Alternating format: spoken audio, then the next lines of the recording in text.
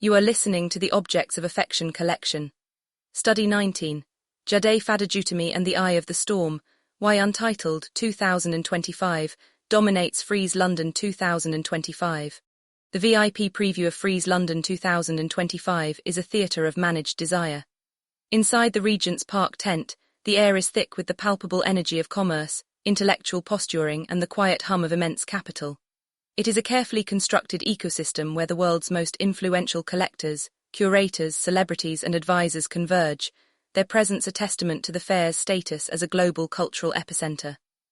Yet, this year, the gravitational center of this universe is undeniably the Galerie Gagosian Capitaine booth. Here, a crowd orbits a single object, their movements a carefully choreographed dance of reverence and acquisition. At the heart of this storm is a monumental new Jadé Fadojutimi painting, Untitled 2025, by the young British artist whose ascent has been nothing short of meteoric. The painting is not merely an artwork on display, it is a cultural and economic event, a lightning rod attracting the most potent anxieties and aspirations of our time. The scene at Galerie Gagosian Capitaine is a ritual of cultural validation. The gallery's selection of an artist for a solo presentation at a fair of this magnitude is a powerful act of market and critical endorsement. The crowd is not just here to shop. They are participating in a collective affirmation of Fadojutimi's importance, cementing her status as one of the most vital young British artists today. In a world saturated with ephemeral digital images and algorithmically generated content, the central question becomes urgent. Why has this specific handmade object, a complex field of oil and acrylic on canvas, become the most coveted artifact at Frieze? Deconstructing the canvas, an emotional atlas to stand before Untitled 2025 is to be enveloped. It is an immersive environment, a term the artist herself uses to describe her work. The monumental canvas, measuring 200 by 300 cm, is a maelstrom of color and line set against a searing, dominant ground of crimson red. This is not a passive backdrop. The red is an active, energetic field, its surface alive with the visible tracks of the brush. Upon this stage, Fadojutimi unleashes a riot of form and texture. Thick, sculptural loops of black and deep purple oil paint arc across the surface, their glossy impasto catching the light and creating a tangible sense of depth and motion. This is a landscape of profound conflict, a visual battleground. The artist's vibrant, electric palette is locked in a fierce struggle with these darker, more aggressive passages. We see hints of figuration, what Fadojutimi calls her characters, emerge and recede within the chaos. A pair of sunglasses outlined in blue and purple appears on the left. A skull-like orb adorned with a yellow and black pattern floats near the top right. Striped, bulbous forms jostle against dense thickets of linear work that suggest everything from tropical foliage to tangled circuitry. The sheer physicality of the work is arresting. Close inspection reveals the complex layering. Washes of turquoise, flashes of acid yellow, and strokes of magenta are visible beneath the web of darker marks. The paint itself is a testament to the artist's energetic process, spilling over the edges of the canvas in a raw, uncontained gesture. This is not the hope, joy, light, and mischief noted in some of her earlier exhibitions. This is a direct document of a more fractured and fraught emotional reality, rendered with visceral force. Fadojutimi calls herself a composer of color, and her process is deeply intuitive, almost shamanistic. She believes she has synesthesia, stating, "When I feel emotion, I see a color, and that's how my paintings come to life." Her canvases are direct translations of her internal state, what she terms emotional landscapes. The physical, often nocturnal act of painting, running, dancing, sometimes crying at the canvas, is a force she calls witchcraft, a direct channeling of psychic energy onto the surface. The aggression in the brushstrokes reflects the intrusion of the market's gaze into what was once a private, therapeutic space. Her work has always been a diary, a way to process a complex identity as a black British woman of Nigerian heritage, straddling cultures and grappling with a sense of displacement. Influences from Japanese anime, for instance, are not superficial but a source for a different way of translating human emotion. She travels to Japan yearly to recharge, feeling her soul is bonded to the country. In this new work, these layers of personal history now contend with the new reality of being one of the most speculated upon figures in contemporary abstract art. The market as a medium, price vs. value. It is impossible to discuss this Jadé Fadojutimi painting without addressing the elephant in the room, the astronomical price tag, and the frenzy of speculation that surrounds her work. From becoming the youngest artist ever to have work acquired by the Tate to achieving auction results that have soared past $1.9 million, Fadojutimi's career is a case study in the velocity of the ultra-contemporary art market. A closer look at her recent secondary market performance reveals a landscape of both staggering peaks and discerning selectivity.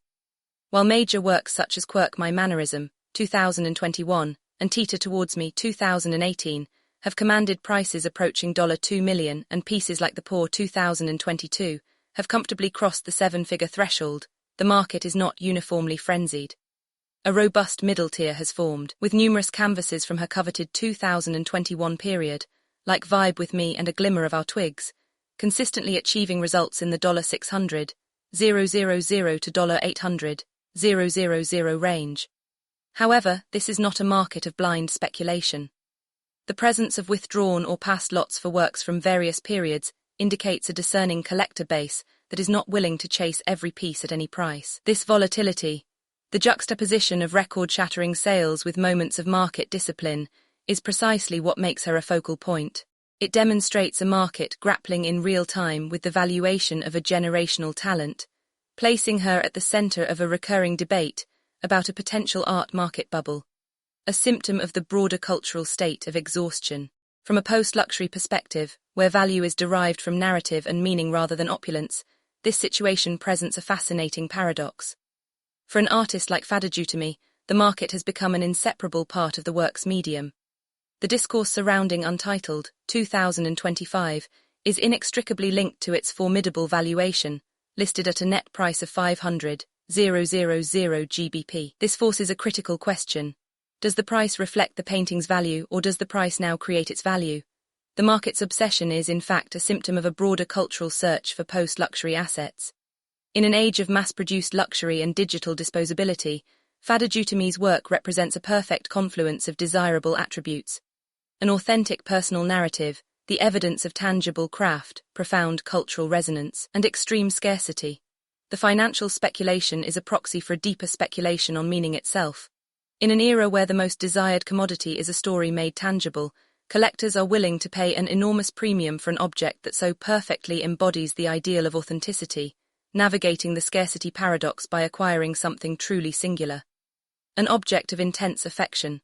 On collector's desire. What motivates a collector to pursue this single object with such ferocious determination? The psychology is a complex spectrum, moving far beyond simple investment.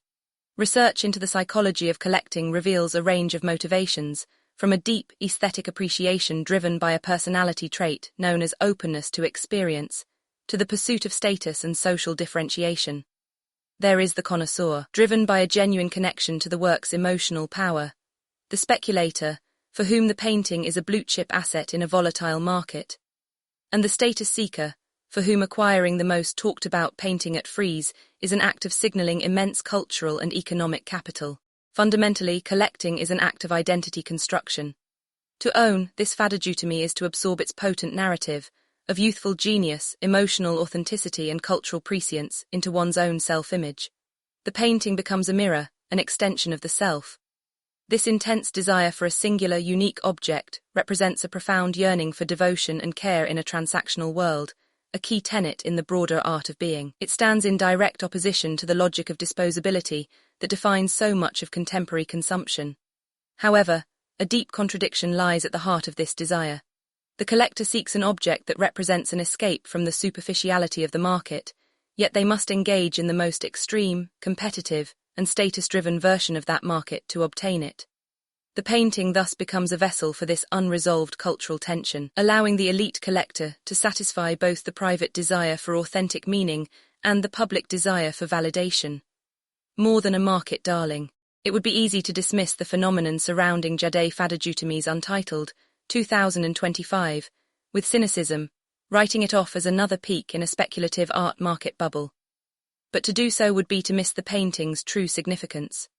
The work is powerful precisely because it is a nexus where the artist's private emotional world collides with the public spectacle of global capital. It forces us to confront uncomfortable but essential questions about the relationship between contemporary abstract art, money, and meaning. The ultimate value of this Jadé Fadojutimi painting lies in its ability to embody the very contradictions it interrogates. The visual rupture in the fabric of the canvas can be read as the violent tear in our cultural landscape, a wound inflicted by hypercapitalism and a pervasive crisis of meaning. But the composition does not end in chaos. New threads of color and line represent the artist's authentic, defiant, and deeply human mark-making. It is a thread of resilience. It suggests that even within a fraught and often cynical system, the act of creation and the devoted contemplation of that creation can still weave new forms of value. Untitled, 2025, is therefore not merely a symptom of its spectacular market context, but a complex, beautiful, and ultimately hopeful response to it. Authored by Christopher Banks, anthropologist of luxury and critical theorist. Office of Critical Theory and Curatorial Strategy, Objects of Affection Collection. This has been a study from the Objects of Affection Collection, a critical art research institution operating under the framework of post-luxury conceptual functional art.